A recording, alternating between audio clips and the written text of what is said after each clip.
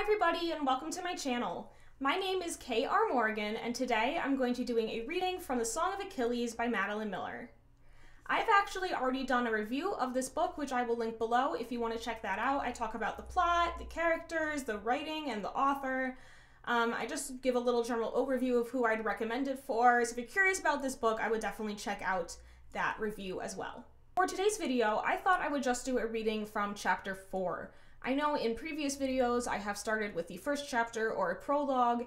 However, this book is different, and I felt that the first 3 chapters didn't really give quite the same feel of the whole story as we get starting in the 4th chapter. So it's not enough to really spoil anything, it's just a quick taste of what the book is like. Think of it as just a little excerpt that kind of introduces you to the idea rather than necessarily being the beginning of the book. Like I said, I know previous videos have always been the first chapter, but I feel like the purpose of these readings is more just to give a general idea, so I hope none of you mind that I'm starting with chapter 4. Alright, so let's begin. The Song of Achilles by Madeline Miller. Chapter 4. Meals in the vaulted dining hall were my only relief. There the walls did not seem to press in on me so much, and the dust from the courtyard did not clog in my throat. The buzz of constant voices eased as mouths were stuffed full. I could sit with my food alone and breathe again. It was the only time I saw Achilles. His days were separate, princely, filled with duties that we had no part of.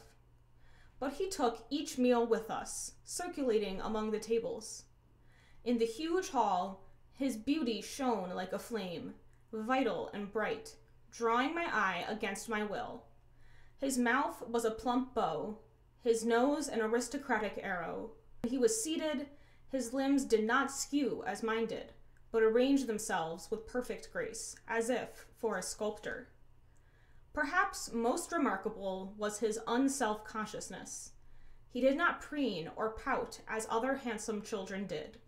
Indeed, he seemed utterly unaware of his effect on the boys around him, though how he was, I could not imagine. They crowded him like dogs in their eagerness, tongues lolling.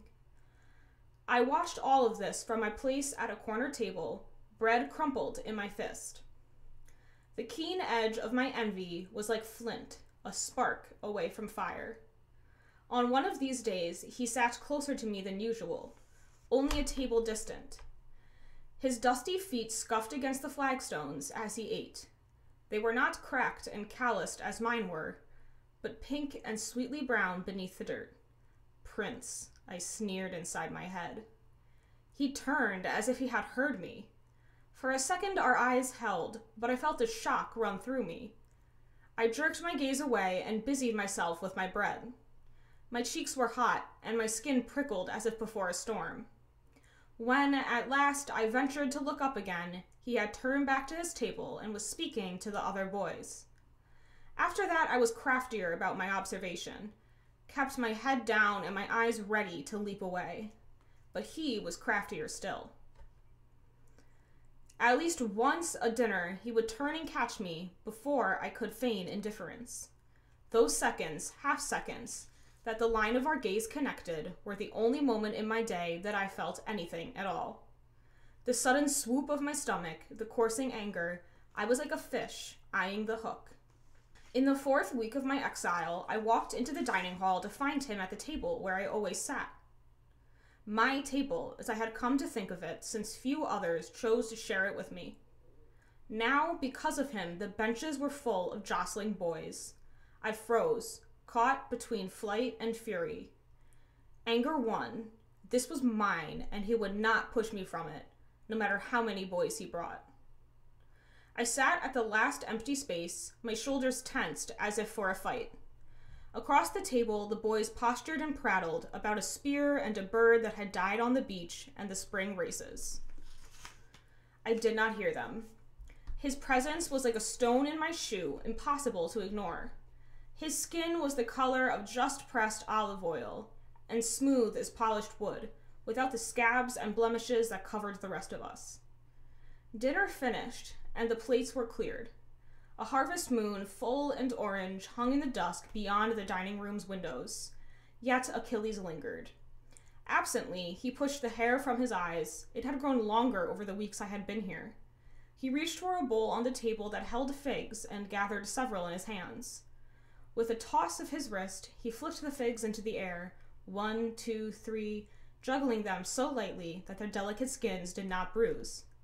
He added a fourth, then a fifth. The boys hooted and clapped. More, more. The fruits flew, colors blurring, so fast they seemed not to touch his hands, to tumble of their own accord. Juggling was a trick of low mummers and beggars, but he made it something else, a living pattern painted on the air, so beautiful even I could not pretend disinterest. His gaze, which had been following the circling fruit, flickered to mine. I did not have time to look away before he said, softly but distinctly, "Catch." A fig leapt from the pattern in a graceful arc towards me. It fell into the cup of my palms, soft and slightly warm. I was aware of the boys cheering. One by one, Achilles caught the remaining fruits, returned them to the table with a performer's flourish. Except for the last, which he ate, the dark flesh parting to pink seeds under his teeth. The fruit was perfectly ripe, the juice brimming. Without thinking, I brought the one he had thrown me to my lips.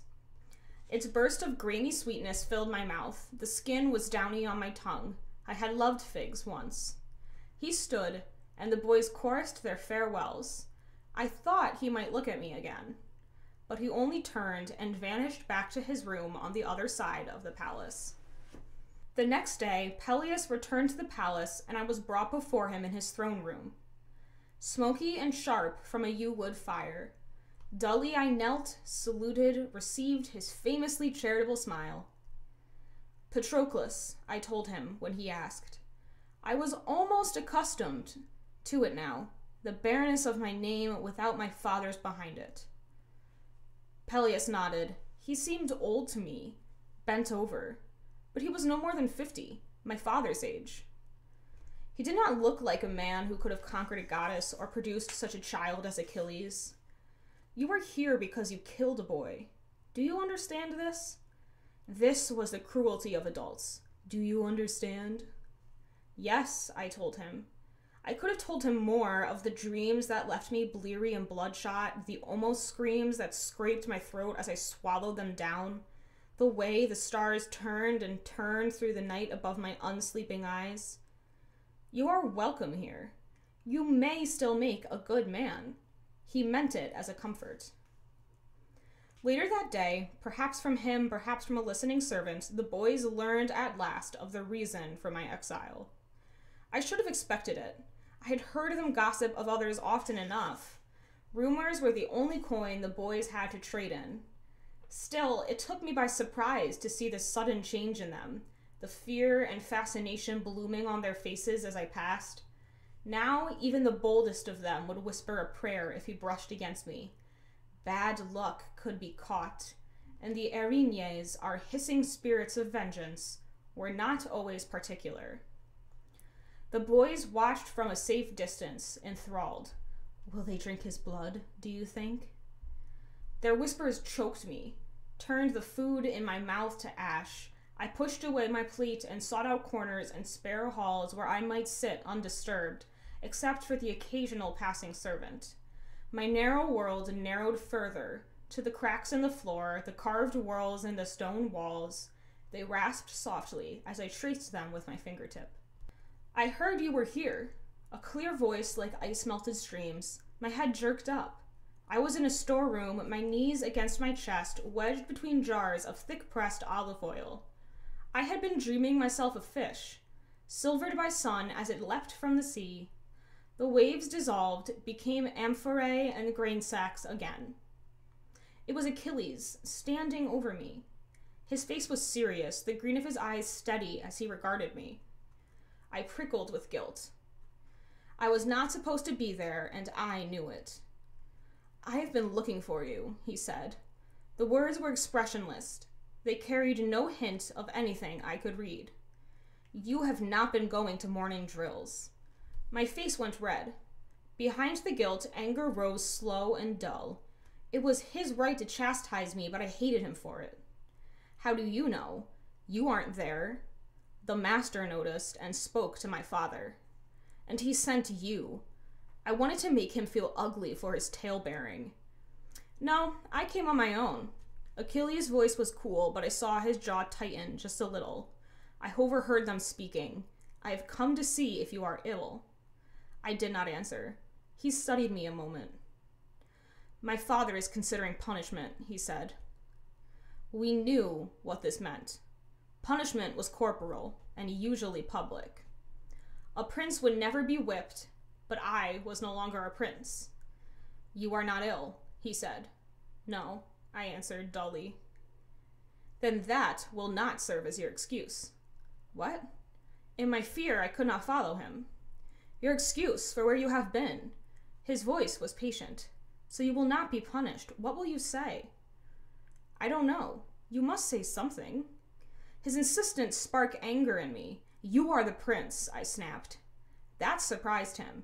He tilted his head a little, like a curious bird. So? So, speak to your father, and say I was with you. He will excuse it. I said this more confidently than I felt. If I had spoken to my father for another boy, he would have been whipped out of spite. But I was not Achilles. The slightest crease appeared between his eyes. I do not like to lie, he said. It was the sort of innocence other boys taunted out of you. Even if you felt it, you did not say it. Then take me with you to your lessons, I said, so it won't be a lie. His eyebrows lifted and he regarded me. He was utterly still, the type of quiet I had thought could not belong to humans. A stilling of everything but breath and pulse, like deer listening for the hunter's bow. I found myself holding my breath. Then something shifted in his face, a decision. Come, he said. Where? I was wary. Perhaps now I would be punished for suggesting deceit. To my liar lesson. So, as he will say, it will not be a lie. After, we will speak with my father. Now? Yes, why not? He watched me, curious. Why not? When I stood to follow him, my limbs ached from so long seated on cool stone. My chest trilled with something I could not quite name, escape and danger and hope all at once. We walked in silence through the winding halls and came at length to a small room, holding only a large chest and stools for sitting. Achilles gestured to one and I went to it, leather pulled taut over a spare wooden frame, a musician's chair. I had seen them only when bards came, infrequently, to play at my father's fireside. Achilles opened the chest. He pulled a lyre from it and held it out to me. I don't play, I told him. His forehead wrinkled at this. Never? Strangely, I found myself not wishing to disappoint him. My father did not like music. So, your father is not here. I took the lyre. It was cool to the touch and smooth. I slid my fingers over the strings, heard the humming almost note. It was the lyre I had seen him with the first day I came. Achilles bent again into the trunk, pulled out a second instrument, and came to join me. He settled it on his knees. The wood was carved and golden and shone with careful keeping. It was my mother's lyre, the one my father had sent as a part of my price. Achilles plucked a string. The note rose warm and resonant, sweetly pure. My mother had always pulled her chair close to the bars when they came, so close my father would scowl and the servants would whisper. I remembered suddenly the dark gleam of her eyes in the firelight as she watched the bard's hand. The look on her face was like thirst. Achilles plucked another string and a note rang out, deeper than the other. His hand reached for a peg, turned it. That is my mother's lyre, I almost said. The words were in my mouth, and behind them others crowded close. That is my lyre. But I did not speak. What would he say to such a statement? The lyre was his now. I swallowed, my throat dry. It is beautiful. My father gave it to me, he said carelessly. Only the way his fingers held it, so gently, stopped me from rising in rage. He did not notice. You can hold it if you like. The wood would be smooth and known as my own skin. No, I said, through the ache in my chest. I will not cry in front of him. He started to say something, but at that moment the teacher entered, a man of indeterminate middle age. He had the calloused hands of a musician and carried his own lyre, carved of dark walnut. "Who is this?" he asked. His voice was harsh and loud. A musician, but not a singer. "This is Patroclus," Achilles said. "He does not play, but he will learn." "Not on that instrument." The man's hand swooped down to pluck the lyre from my hand. Instinctively, my fingers tightened on it. It was not as beautiful as my mother's lyre, but it was still a princely instrument. I did not want to give it up. I did not have to. Achilles caught him by the wrist, mid-reach. "Yes, on that instrument, if he likes." The man was angry, but said no more. Achilles released him, and he sat stiffly. "Begin," he said. Achilles nodded and bent over the lyre. I did not have time to wonder about his intervention. His fingers touched the strings, and all my thoughts were displaced. The sound was pure and sweet as water, bright as lemons. It was like no music I had ever heard before. It had warmth as a fire does, a texture and weight like polished ivory. It buoyed and soothed all at once. A few hairs slipped forward to hang over his eyes as he played. They were fine as lyre strings themselves and shone. He stopped, pushed back his hair, and turned to me. "Now you." I shook my head, full to spilling. I could not play now. Not ever, if I could listen to him instead. "You play," I said. Achilles returned to his strings, and the music rose again. This time he sang also, weaving his own accompaniment with a clear, rich treble. His head fell back a little, exposing his throat, supple and fawn skin soft. A small smile lifted the corners of his mouth. Without meaning to, I found myself leaning forward. When at least he seized, my chest felt strangely hollowed. I watched him rise to replace the lyre, close the trunk. He bid farewell to the teacher, who turned and left. It took me a long moment before I came back to myself, to notice he was waiting for me. "We will go see my father now." I did not quite trust myself to speak, so I nodded and followed him out of the room and up the twisting hallways to the king. Alright, so that was chapter 4 of the Song of Achilles by Madeline Miller. I hope that maybe gave a sense of what the book is like for about the first half, when Achilles and Patroclus are living together as young boys, and then the second half is more about them as adults and their role in the Trojan War. Thank you so much for watching. Please like and subscribe. You can follow me on Twitter, on Instagram, and you can also follow my WordPress blog. I will link all of these things below so you can check them out. You can also purchase my ebooks on Amazon, which I will also link below. Once again, thank you so much for watching. Keep reading and keep loving. Bye.